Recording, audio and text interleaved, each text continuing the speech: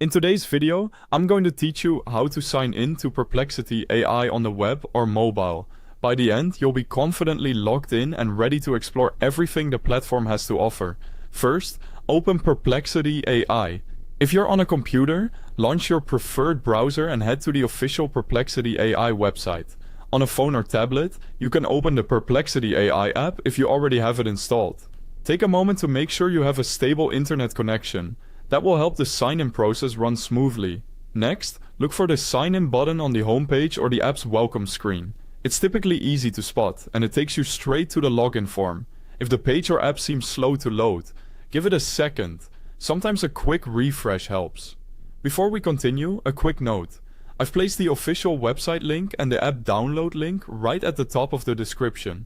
If you need to grab the app or double-check you're on the correct site, those links are there for your convenience. Now, enter your credentials. Type in the email address associated with your Perplexity AI account. Then enter your password exactly as you said it. Passwords are case sensitive, so watch for capital letters and special characters. If you use a password manager, this is a great time to let it autofill to avoid typos. Also, be sure you're using the same email you originally registered with to prevent login errors. Some accounts may require an extra verification step. If you're prompted, check your email for a one-time code. These codes often expire quickly, so open the message and enter the numbers as soon as you receive them. If you don't see the email right away, peek in your spam or promotions folder. And remember, never share verification codes with anyone. Those are just for you.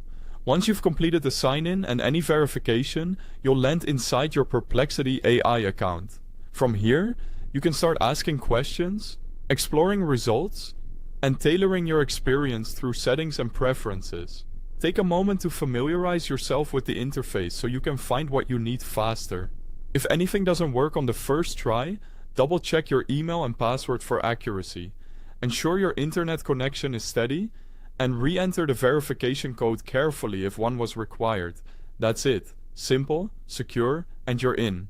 If this walkthrough helped, feel free to use the links at the top of the description to access the website or download the app. Thanks for watching.